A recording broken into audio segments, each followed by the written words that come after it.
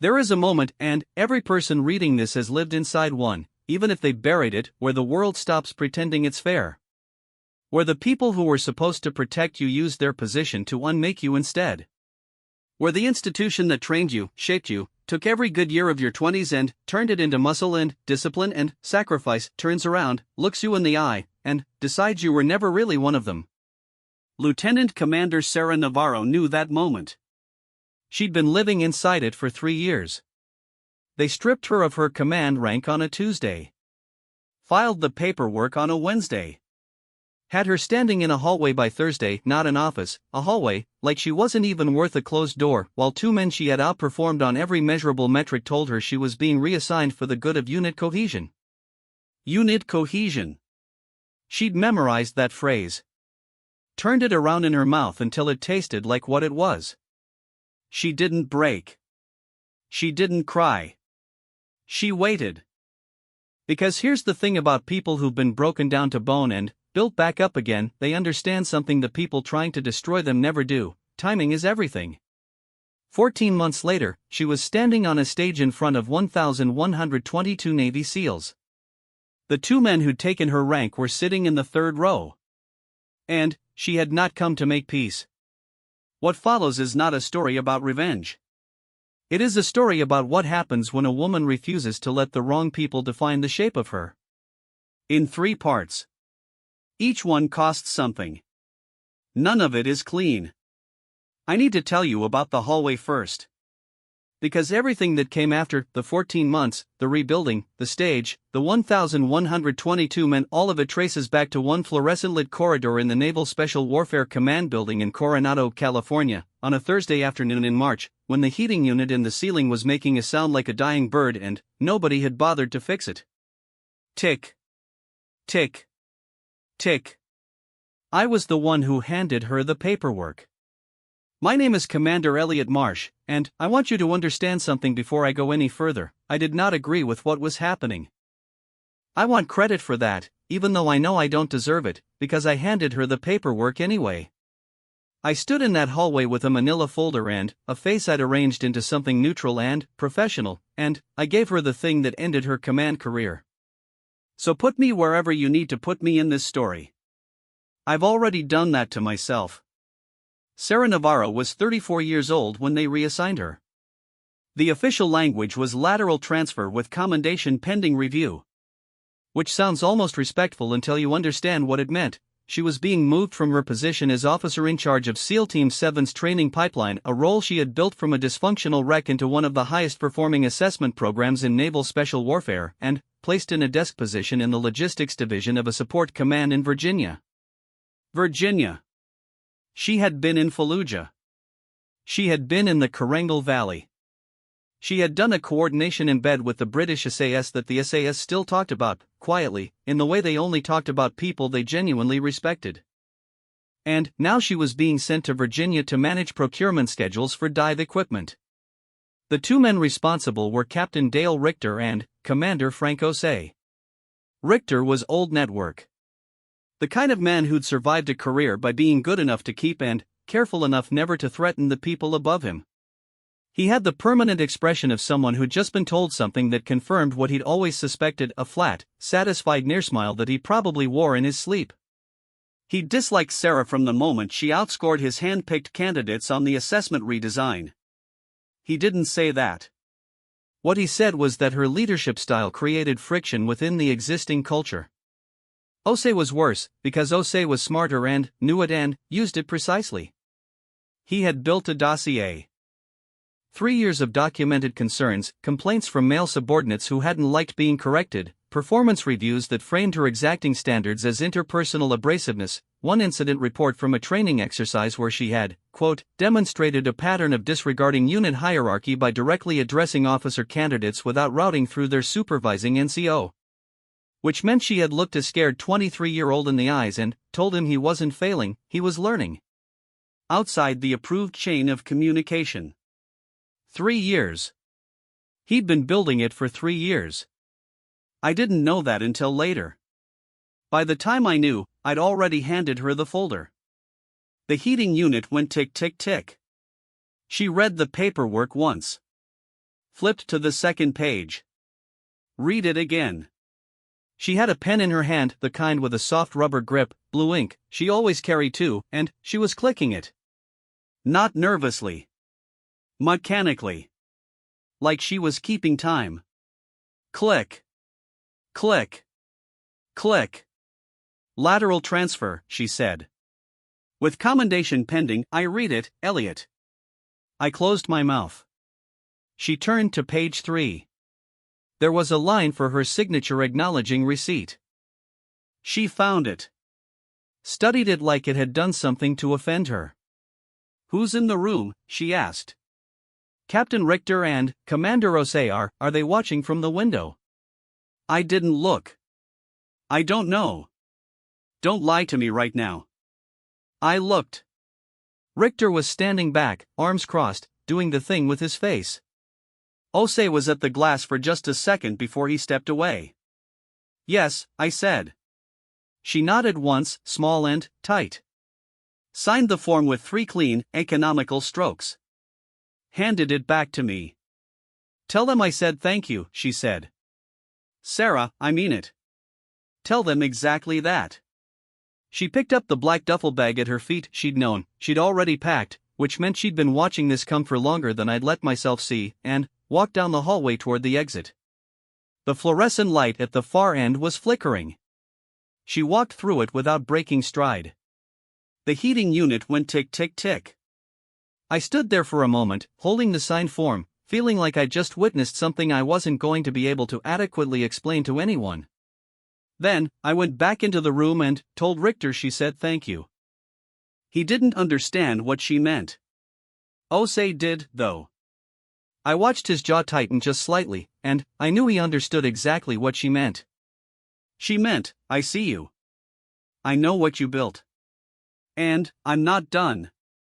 I should tell you what kind of woman Sarah Navarro was before the Navy decided what kind of woman she was allowed to be. She was the daughter of a Navy corpsman from Oxnard who spent his career in the back of helicopters keeping people alive with his hands and his comb and a prayer, and a schoolteacher from Jalisco who had crossed into the United States with $40 and the absolute conviction that her children would not be trapped the way she had been.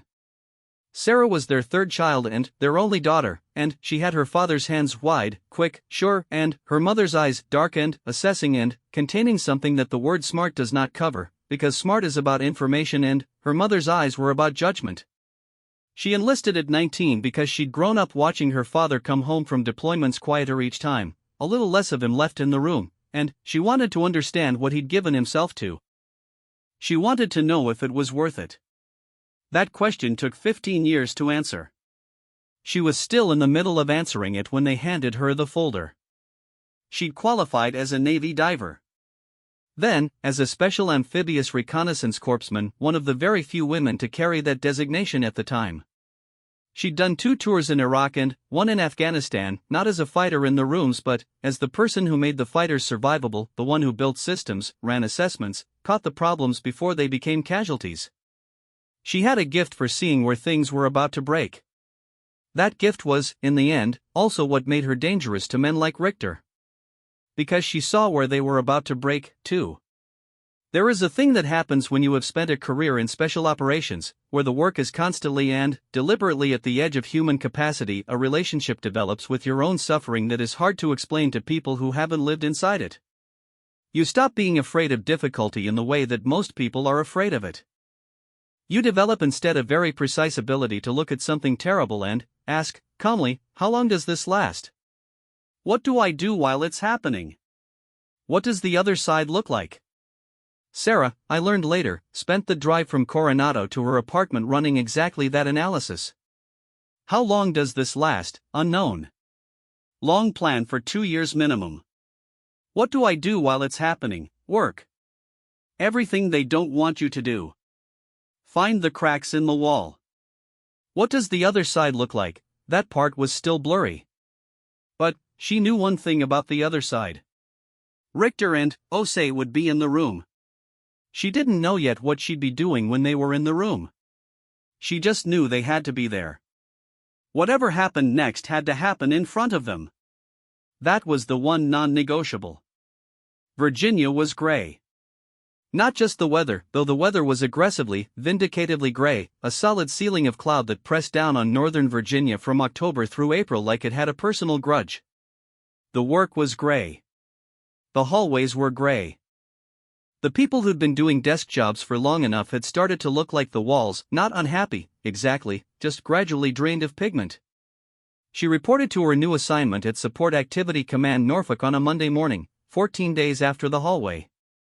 She was wearing the same face she'd worn when she signed the form, neutral, professional, not giving them anything. The officer who processed her paperwork was a friendly lieutenant named De Silva who had the permanently startled expression of someone who'd been doing administrative work for 6 years and still couldn't believe this was what his life had become.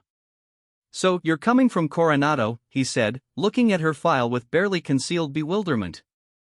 Her record was visible. Her qualifications were visible. "That's right," Sarah said. "And you'll be in procurement coordination. For dive equipment." "That's right." De Silva looked at her record again. Looked at the assignment description. Looked at her. "Okay," he said, with the tone of a man who understood that asking further questions was a form of survival risk. She smiled at him. It was a real smile, the first one she'd given anyone since the hallway. Because she liked him immediately, this man who saw something was wrong and said okay anyway and meant it kindly. She would later bring him a coffee, unrequested, every Thursday for the entire time she was stationed there. He would never figure out why Thursday specifically. She just needed one day a week that had a small, reliable kindness in it. The first month in Virginia she did the job. All of it. Every line of every procurement form. Every equipment manifest. Every inventory reconciliation that had been half-finished and abandoned by her predecessor, who appeared to have approached the work with the energy of a person defusing a bomb in slow motion and, then, stopping halfway through. She did it perfectly. Not to impress anyone, there was no one to impress. She did it because doing things badly wasn't in her, even things that were being used to bury her. And, while she did the job, she read. She had always been a reader, her father was a reader, and she'd grown up in a house where the bookshelves were more structurally important than the walls, but, in Virginia she read the way some people drink after a disaster. Purposefully. Systematically.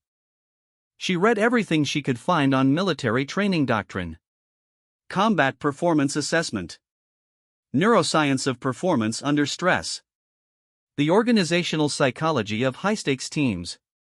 She read academic papers and field manuals and 3 books by a retired SEAL instructor that were sold commercially under titles that sounded like self-help but were actually dense with useful methodology.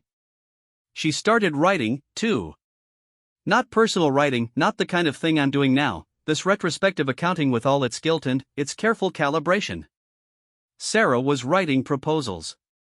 Detailed, specific, technically grounded proposals for revisions to the Special Operations Training Assessment architecture.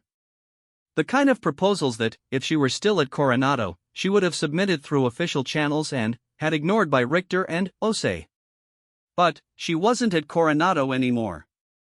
So she sent them somewhere else. I want to slow down here, because this part is where most people's telling of this story gets it wrong. The way the story gets told, especially after what happened on the stage, after the 1,122 men, is that Sarah spent those 14 months plotting a strategic comeback with the quiet intensity of a chess grandmaster, every move calculated, every contact cultivated toward a predetermined endpoint. It makes her sound invincible. Mythological. She wasn't. I know because we stayed in contact. She was in Virginia, I was still in Coronado, and I was carrying enough guilt to keep the correspondence going whether she wanted it or not. And what I know is that the 14 months were not a triumphant march. They were a series of days in which she woke up and made the choice, again, to not let what had been done to her become who she was. That sounds simple. It was not simple. There were nights she called her younger brother Marco, who lived in Oxnard and worked in construction and had no idea about any of the politics but understood, instinctively, when his sister needed to hear his voice. She never told him what was wrong. She'd say she was tired and he'd say yeah, tired is a thing, and they'd talk about their mother, who was 71 and still teaching ESL classes at the community center, and somehow this helped. There was the Saturday morning in November when she went for a run along the Potomac and ran 10 miles without meaning to, just kept going, and then sat on the bank and felt, for a long stretch of time, absolutely nothing. Not grief. Not anger. Just the absence of herself. And then, she put her feet back on the path and ran home. She told me about that day, once. I thought I was breaking, she said. Were you? No. But I thought I was. Which is the same thing, for a while. She had found, in the meantime, the crack in the wall.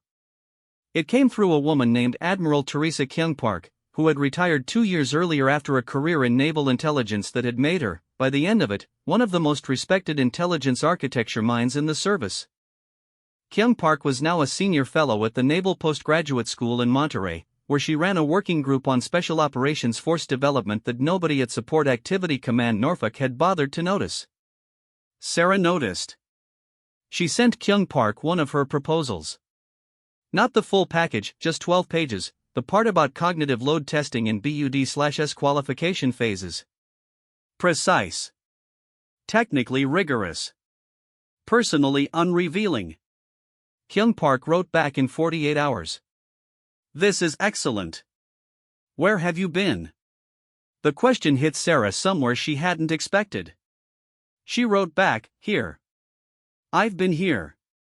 What followed was 7 months of correspondence, then a meeting in Monterey, then an invitation not official, not through any channel that Richter or Osei would see, to present at a working group session on special operations training reform. The working group met at the Naval Postgraduate School. But its outputs, when they were exceptional, were presented to a wider audience. The next scheduled wider audience was the annual Naval Special Warfare Leadership Symposium, to be held in Coronado. In front of, among other attendees, 1,122 Navy SEALs and their commanding officers. I found out from De Silva, actually. He called me, he had my number from some administrative paperwork, and he called me in February, 8 months into Sarah's Virginia assignment, and said, Commander Marsh, I don't know what happened in Coronado and I genuinely don't want to know, but I think you should be aware that Lieutenant Commander Navarro has been selected to present the Kyung Park Working Group's primary research at the NSW Symposium in April, and it's going to be a big deal, and I thought, I don't know. I thought somebody who knew her from before might want to know. I sat with that for a moment. Does she know you called me? God, no. She'd punt-kicked me into the Potomac. I almost laughed. That phrase, punt-kick, was so specifically hers, so exactly the verbal fingerprint I knew from 2 years of working near her, that for a moment she was right there in the room with me. Certain, quick-handed, contained. Thank you, Lieutenant, I said. Yes, sir. He hung up. I sat in my office in Coronado for a long time, not working. Thinking about the hallway.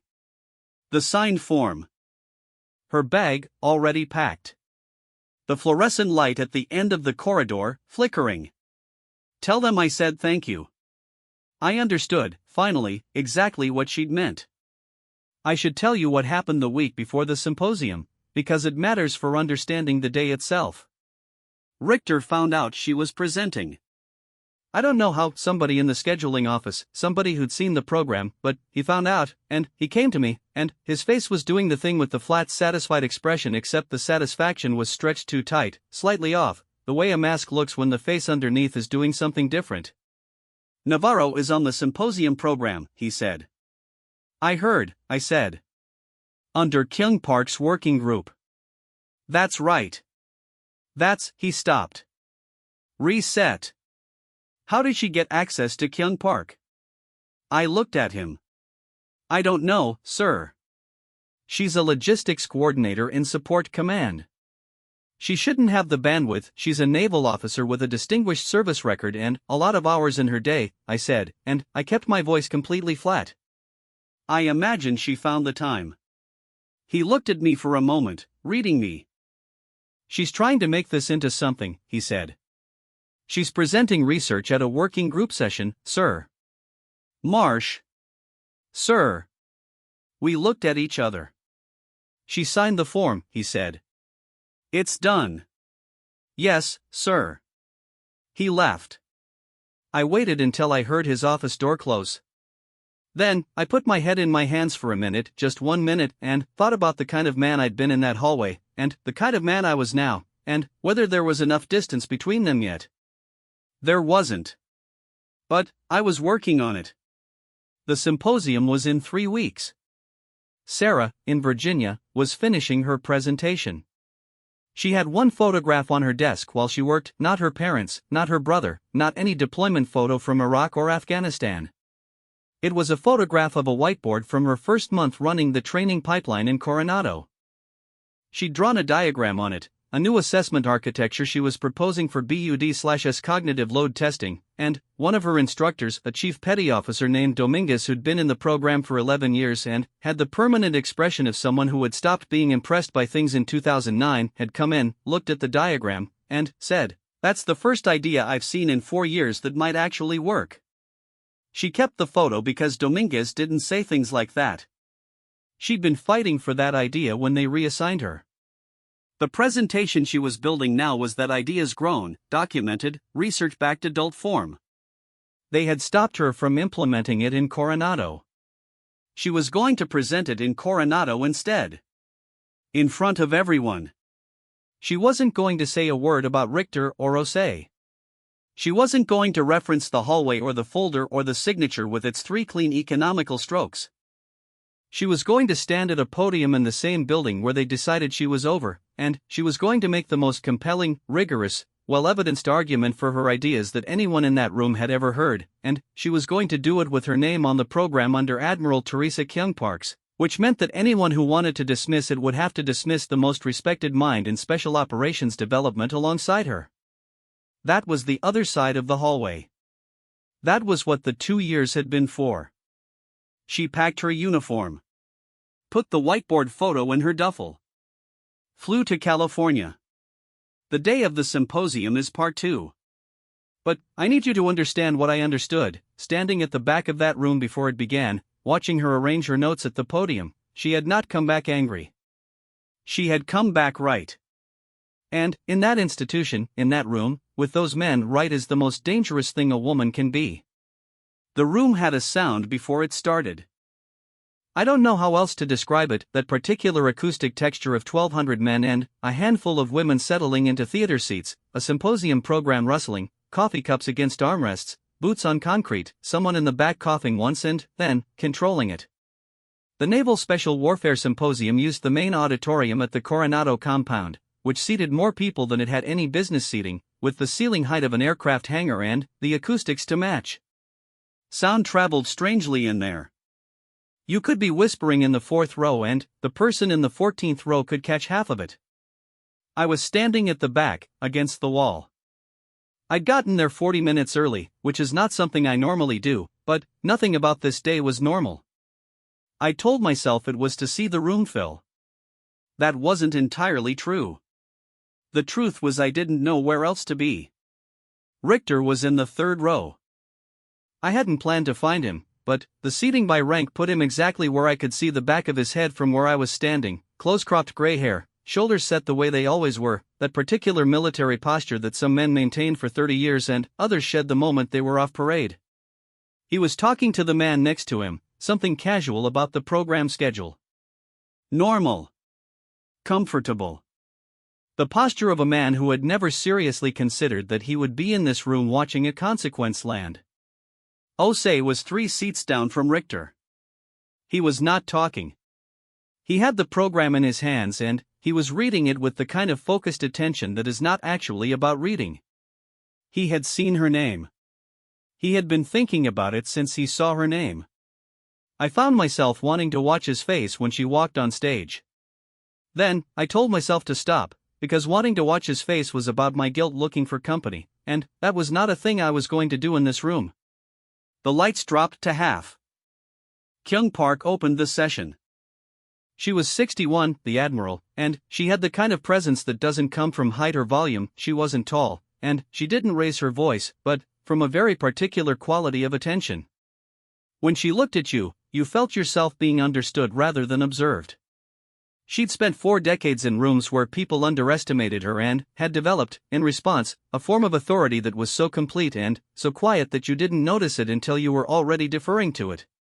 She welcomed the symposium. Acknowledged the senior officers present. She had a gift for making a list of names feel personal, like she'd been waiting specifically for each of those people to arrive. She outlined the morning's agenda. She said, the working group's primary presentation would represent 18 months of collaborative research and would be delivered by one of its principal contributors. She said, Lieutenant Commander Sarah Navarro. And then, she sat down. Sarah walked from the stage left wing to the podium.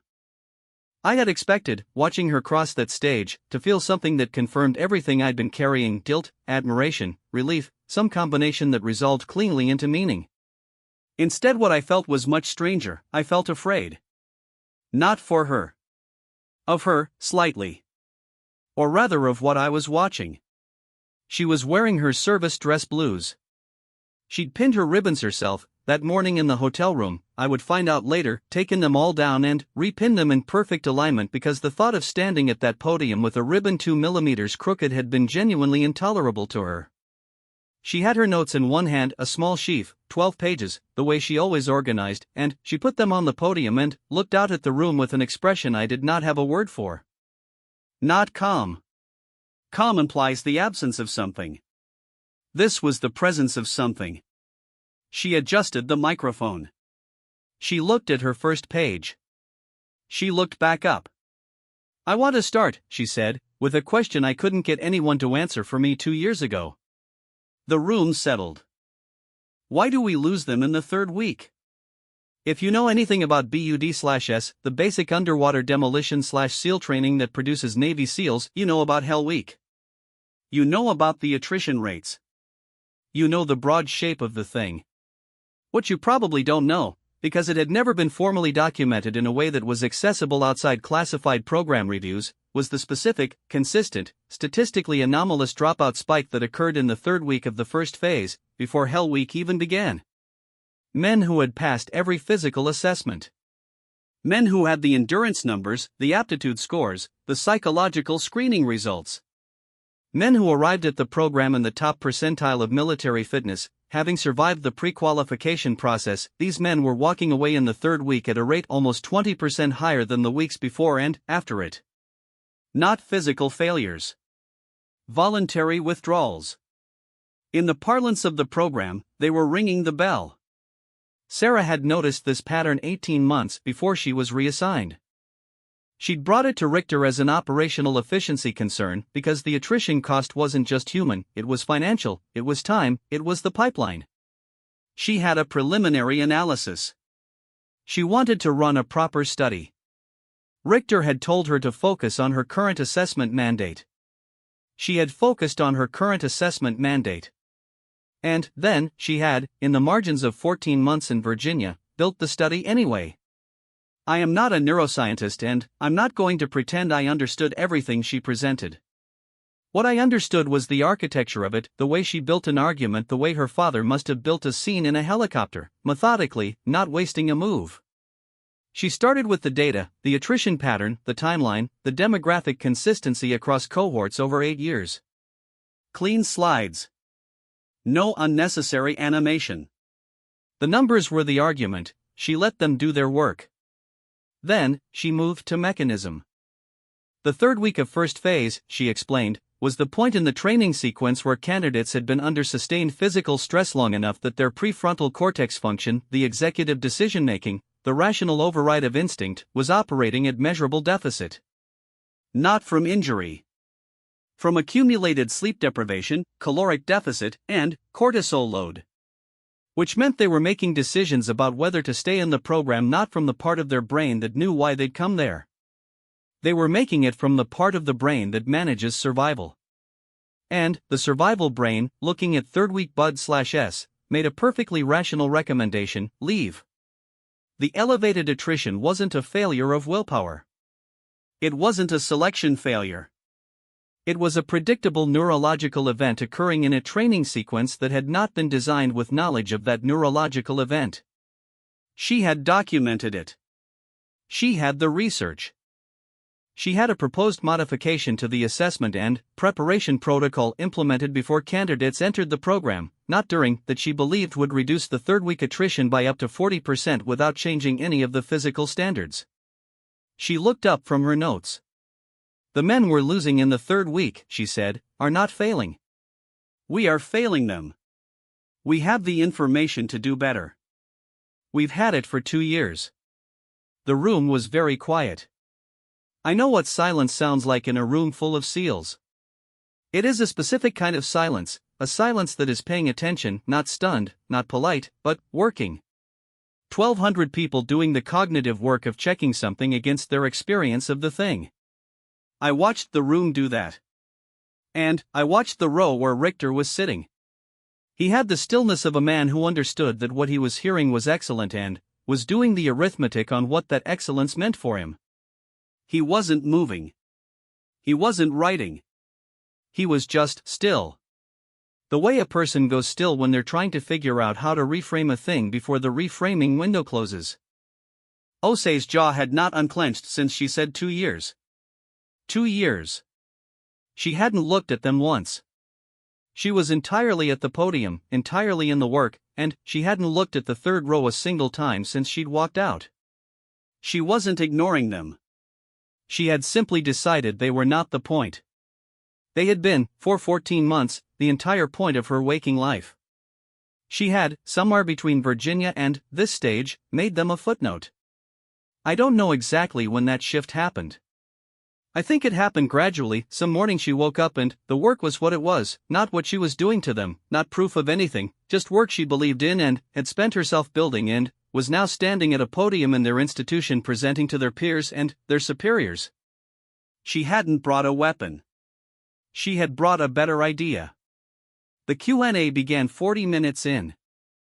She'd gone through the full proposal, the neurological framework, the protocol modification, the projected outcomes, the implementation timeline, and then, she'd said I'll take questions, and the room had done that thing where everyone looks at the person next to them to see if they're going to go first. A Master Chief Petty Officer in the 5th row went first. He was broad and weathered, with the particular face of a man who had been through every variety of difficult thing and had come out the other side still asking questions. He said, "Commander Navarro, my concern with what you're proposing is that the preparation protocol modification changes the psychological entry point for candidates. If we reduce the shock load, do we change who gets selected?" It was a good question. It was the right question. It was the question of a man who was taking her seriously. "That's the question I'd want my own research tested on," she said. "And it's the right one to ask. My answer is this: we're not selecting for the ability to survive a neurological crisis induced by sleep deprivation. We're selecting for the ability to operate in extraordinary conditions over time. Those are related but not identical. If we confuse the selection mechanism for the selection goal, we will systematically miss candidates who would perform better in the actual mission environment than the training environment measures." The Master Chief nodded.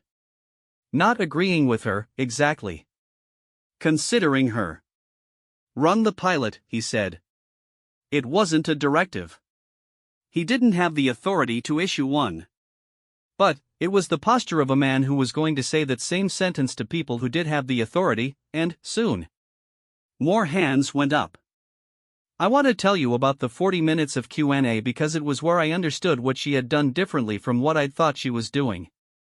I had thought, and I think this is what most people think when they hear this story, that Sarah's return to Coronado was about her. Her vindication. Her moment.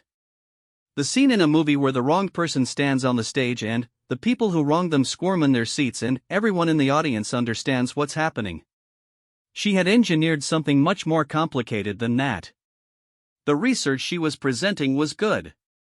This was not a vanity presentation, not a technically proficient but substantively empty performance designed to humiliate Richter and Osei by proxy. It was the real work. It was the work she had done in the margins of a desk job in Virginia because she genuinely believed in it and couldn't stop. Which meant that everyone in the room who was engaged with the substance, the Master Chief, the 3 commanders who asked follow-up questions, the 2 PhDs on Kyung Park's working group who chimed in from the panel table, was engaging with it because it was worth engaging with. And Richter and Ose, sitting in the third row, were two of the few people in the room who could not engage with it. Because to engage with it would be to acknowledge they had known about it for 2 years. She hadn't set a trap. She had built a room in which the trap set itself. 42 minutes into Q&A, a rear admiral named Castillo, 2-star, Coronado-based, deeply respected, raised his hand from the 6th row. The room noticed. When a rear admiral raises his hand in Q&A, the quality of the silence changes.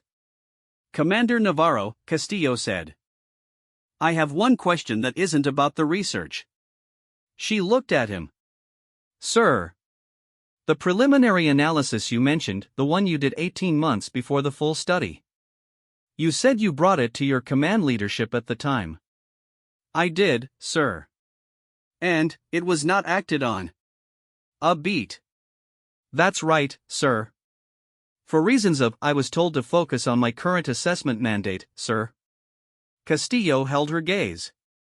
His expression was not readable in the way that flag officers' expressions are often not readable. They spend decades practicing the face that doesn't give anything away, and Castillo had a good one. "And then, you were reassigned," he said. "Yes, sir. To Logistics Coordination and Support Command." "Yes, sir." "So the 18 months this program spent without access to the research you were doing," he said, and his voice was perfectly even, "those 18 months of attrition data we could have been working on. I wouldn't ask the room to draw any conclusions about cause and effect, sir. I can only tell you the timeline." The silence in the room was a different texture now. Castillo nodded once. "Thank you, Commander Navarro," he said. "For the research. And for the timeline. I found Richter in the corridor 20 minutes later. He was walking quickly, head down, the way people walk when they are hoping the physical act of movement will resolve something it cannot resolve. I fell into step beside him without deciding to. "Well," I said. He kept walking. "She was good," I said. "Don't." "Sir, I'm Marsh." He stopped. Turned. His face was doing something I hadn't seen on it before, not the flat satisfied expression, not the tight-masked thing from when he'd found out about the presentation. Something older and less composed. She got what she wanted. She's made her point.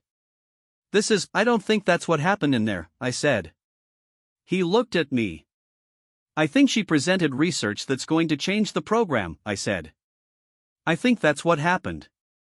A long moment. "You've been on her side this whole time," he said. I handed her the folder, I said. "I've been trying to figure out which side I'm on since then." He walked away. I didn't follow. I found Sarah in the stage-left green room, which was a generous term for what was actually a beige corridor with 2 chairs and a water cooler, sitting with her notes in her lap and her eyes closed. She wasn't meditating or performing anything. She looked like a person who had just been very loud and needed a moment to be quiet. I stood in the doorway. "How's the back of the room?" she said, without opening her eyes. "You knew I was there?" "I saw you when I walked on. I can see the whole room from the podium." She opened her eyes. "How'd it look from the back?" I thought about it. "Like a room paying attention." She nodded. "Castillo was good," I said. "Castillo was doing his job," she said. "That's all I needed." She looked down at her notes. "Shuffled them once, an old habit, the way a card player cuts a deck for no reason except the familiar weight of it. It's not about them, Elliot. I need you to understand that." "I know." "It was never," she stopped. Started again. "They mattered because they were in the way of the work. Not the other way around." I looked at her for a long moment. "When did that change?" I said. "When did they stop being the point?" She thought about it. "Virginia," she said. "Some morning in Virginia. I woke up and I was working on the sleep deprivation study and I forgot to be angry for about 4 hours. And then, I forgot again the next day. And then," she shrugged, small and deliberate. "The forgetting was better than the remembering." That's not what I thought was happening, I said. What did you think was happening? I thought about what I'd said to Richter in the corridor. She's made her point. I thought you were building towards something. A moment. Coming back here. She looked at me with something patient and, slightly exasperated, the look of a person who's had to explain the same thing in too many different ways. I was building the research, she said. The moment was secondary. But, you knew Richter and Osei would be in that room. A pause. Yes, she said. And, that mattered. A longer pause. It mattered that they saw it, she said carefully. Not that it hurt them. That they saw it. There's a difference. She picked up her notes. Stood. The research is real, she said. That's what I need to still be true when this day is over. Everything else is. She looked at the doorway. The corridor beyond. The compound building she'd walked out of a year and 2 months ago with a signed form and a pre-packed bag. Everything else is the room. She walked out. I stayed in the green room for a moment. The water cooler hummed. From somewhere in the building, faintly, I could hear the symposium continuing, the next presenter beginning, the acoustic texture of the room settling back into its working rhythm. She was right. I'd been building this day into something it wasn't. I'd needed it to be a reckoning, because that was the shape of my guilt. I needed the woman I'd failed to have her moment of triumph, visible and clear, so that what I'd done was part of a story that ended somewhere good. She hadn't given me that. She'd given me something more complicated. She'd built the work. The room had witnessed it. The consequences would follow in the slow institutional way consequences follow. Castillo would make calls, the research would move forward, the pipeline would eventually change. Richter and Osei would face whatever they faced. None of it was the point. The research was the point. I sat with that. Outside, the water cooler hummed. The symposium continued. Part 3 is about what happened after. Not the institutional response, though that came, slowly, the way things move through systems. Not Richter or Osei, though that came too. Part 3 is about a phone call Sarah made from a hotel room in Coronado that night, to a phone number she'd been calling once a week for 14 months. Her brother Marco answered on the second ring. You sound different, he said. Different how? I don't know, Marco said. Tired. But, the good kind. She stayed in Coronado for 3 days. Not because anyone required it. The symposium was a single day, the working group debrief ran into the evening, and there was no operational reason for a logistics coordinator from Northern Virginia to remain in California over a weekend. But, Sarah had a hotel room until Sunday and she didn't change her ticket. She went to the beach. Not to decompress, though I think some of that happened, and not because Coronado beaches are particularly extraordinary, though they are. She went to the beach on Friday morning because she'd gone to the same stretch of sand on the morning of her first deployment, 12 years earlier, at 19 years old, and she had a vague, unformed idea that she wanted to go back there. Stand on the same sand. Take some kind of accounting. She didn't tell me this. I'm extrapolating from things she said later, the way she mentioned the water, the specific February light, the particular smell of the Pacific that she said was different from the Atlantic, and she could never explain why, but it was. What she told me directly, in the debrief she gave me 2 weeks later in a coffee shop in Virginia, was what she was thinking about while she was there. Her father. Carlos Navarro had retired from the Navy in 2009, after 22 years as a corpsman. He'd done 6 deployments, 2 to the Gulf, 2 to Iraq, 1 to Afghanistan, 1 to a place he never named that her mother had stopped asking about, and Sarah had learned not to either. He'd come home from the last one with both his knees wrecked from too many helicopter drops onto hard surfaces and a way of sitting in rooms that was very still and very watchful, as if he was always listening for something. He'd been alive for all of Sarah's time in the service. He'd known about the reassignment. She'd told him the minimum transfer, Virginia, desk work, and he'd listened in the way he listened, very still, and then said, "You're not going to let it stick." Not a question. No, she said. Good. He didn't ask for details. Didn't ask what she was going to do.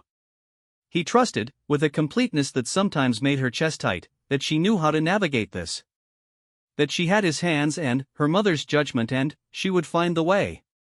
He had died in January. 8 weeks before the symposium. Heart attack. Fast. Her mother said he'd been watching a baseball game, the recorded game. He always watched games on tape delay so he could skip the commercials, and he'd been fine, and then he wasn't.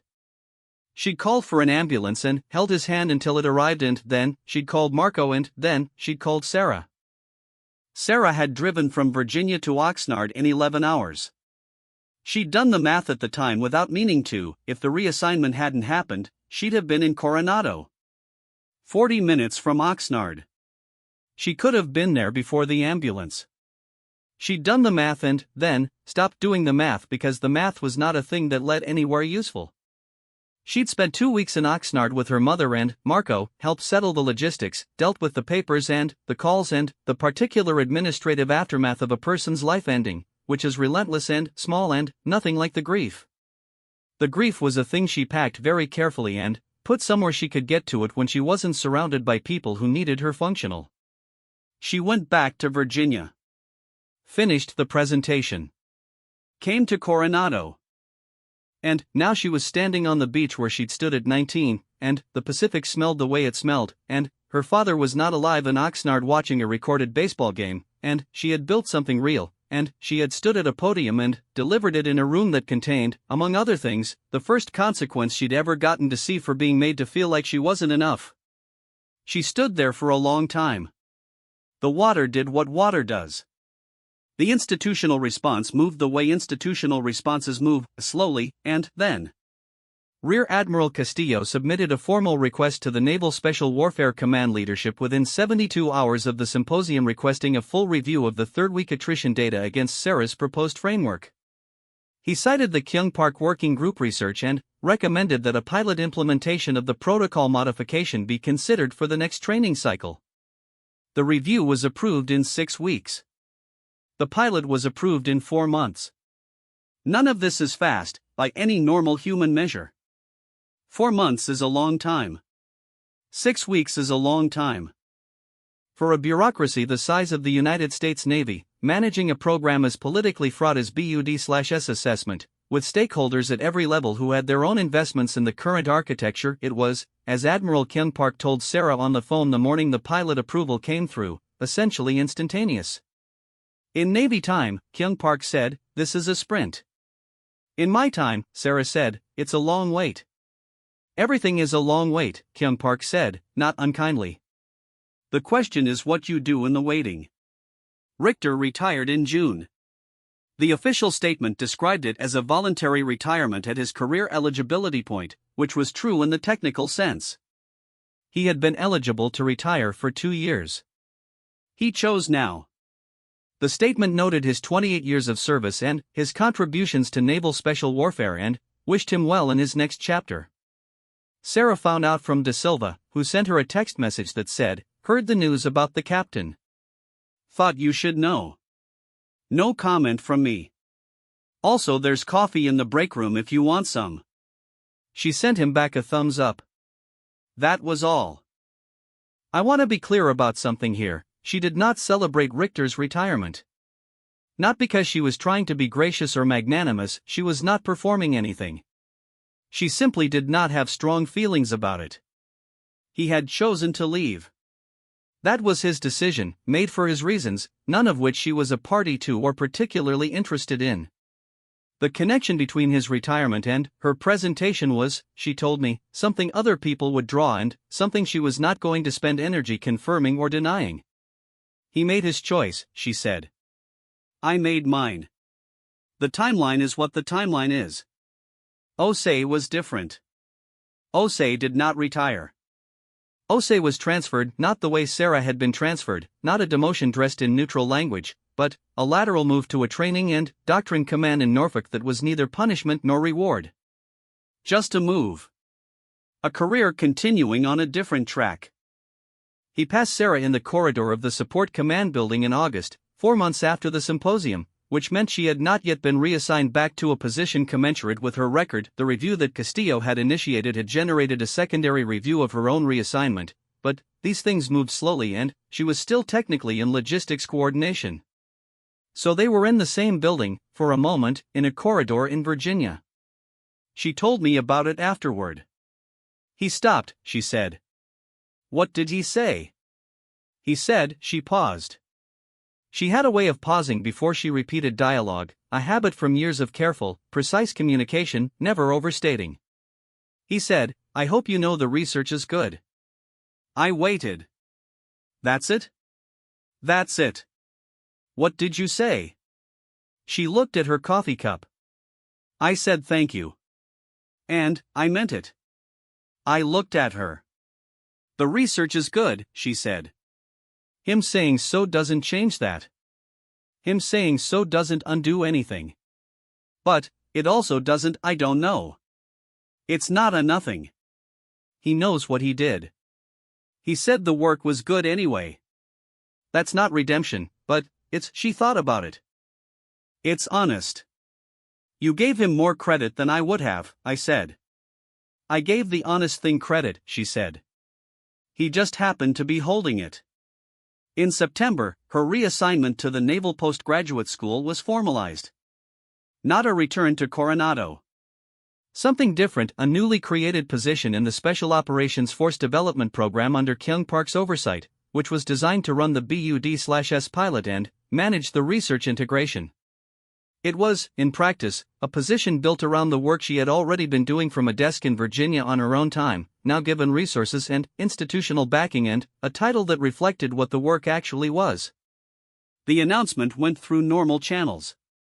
Her name appeared on a program update memo circulated within the Naval Special Warfare community. She received congratulatory emails from people she'd worked with over 15 years, some of whom hadn't been in contact since before the reassignment. Da Silva sent her a card. Handwritten. It said, "You were too good for procurement. I knew that when I processed your paperwork. Thursdays won't be the same without the coffee. Good luck." She kept the card. She moved to Monterey in October. I visited in November. I don't know what I was expecting, not a victory lap. I'd learned enough to know she wasn't interested in victory laps, but some version of resolution. Completion. The arc finishing cleanly.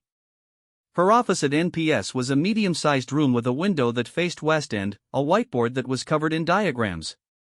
The diagrams were new, not the BUD/S material she'd been working on, something else, an adjacent problem she'd started pulling at. I didn't ask about it. She'd tell me when she was ready. Her desk had two things on it, the photo of the whiteboard from her first month in Coronado, and a coffee mug that said Navy Corpsman, we carry the weight in block letters. The mug had been her father's. It was clean and used but present. We got lunch at a place near campus. She had the fish tacos. I had the fish tacos. The Pacific was visible in the distance, flat and gray-green under November clouds. How are you? I asked. She thought about it. She always thought about the real answer to that question, which most people didn't bother to do. Working, she said.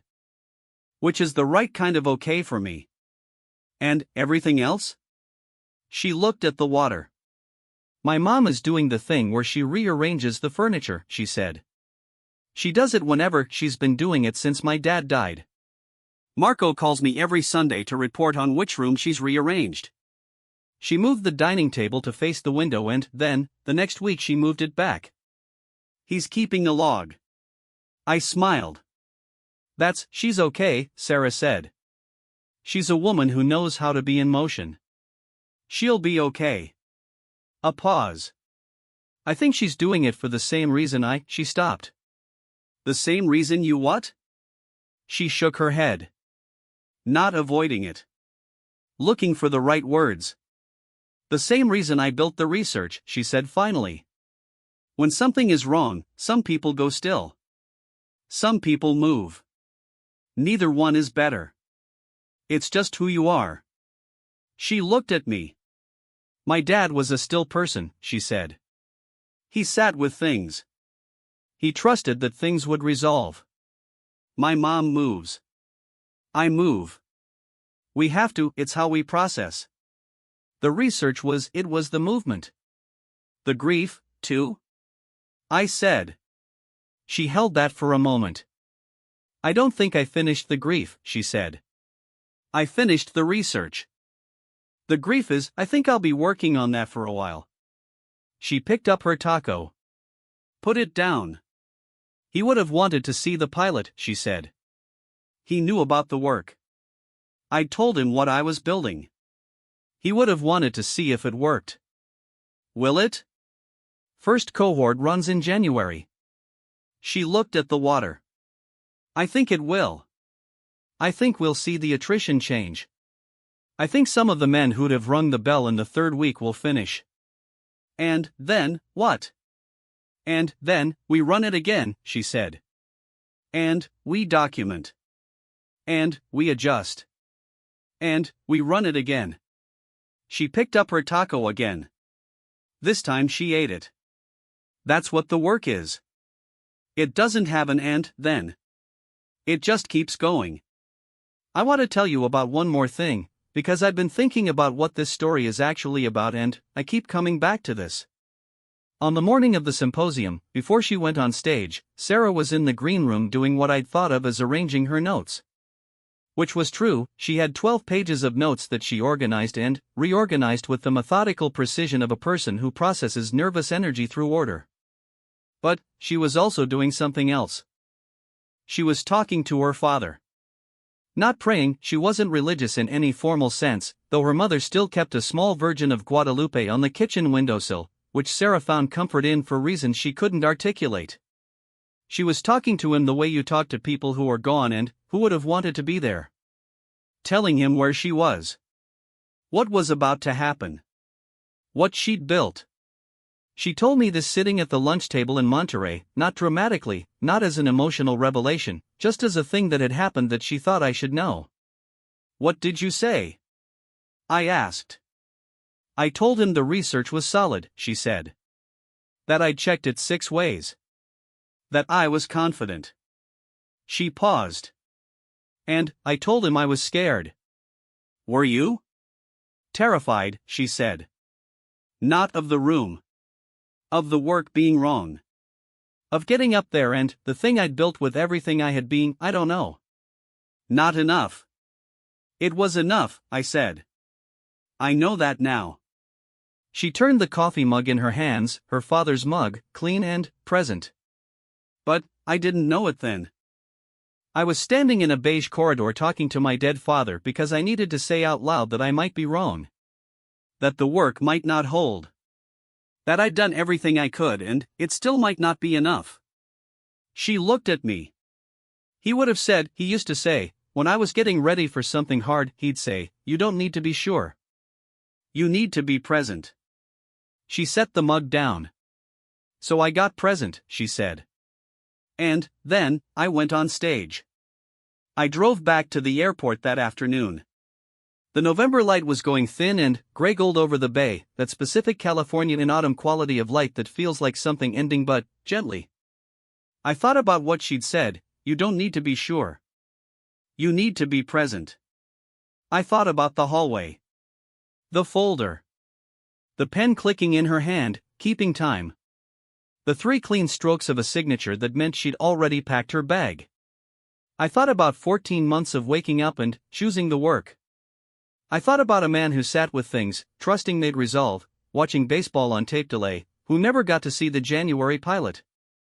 I thought about what it costs to build a thing no one asked you to build, in the margins of a life they were trying to shrink, for people you'd never meet, who would ring a different bell or not ring it at all because of work that happened in a desk job in Virginia that no one was watching. The taxi pulled onto the highway. The bay got smaller in the window. Here's the thing I keep coming back to, the thing I haven't been able to set down since that lunch in Monterey. She did not do what she did for the men in the 3rd row. She did not do it for the room. She did not even do it entirely for herself, though she needed it to survive, and survival is not nothing. She did it for the men who were going to ring the bell in January, and in March, and in every training cycle after, who would have quit something they could have finished because a gap in the program's design had been making a decision for them without their knowledge. She had never met those men. She would never know their names. They would not know hers. They would finish the program, some of them, and become SEALs, and have careers, and come home to people who loved them, or not come home, and make the choices that their lives gave them to make. Some of them would perform extraordinary things. Some of them would have ordinary days that mattered to the people they belonged to. None of them would know that a woman in a beige corridor in Virginia, in the margins of a year and 2 months of desk work done in punishment for being right, had spent her evenings building the argument that let them stay. That's the shape of it. That's what the work is. It just keeps going. In January, the first pilot cohort ran. Third-week voluntary withdrawal rate, 11%. Previous 6-year average, 29. Sarah was in her office when the number came in. She read it. Put down her phone. Picked up her father's coffee mug. Held it for a while. Then, she went back to the whiteboard.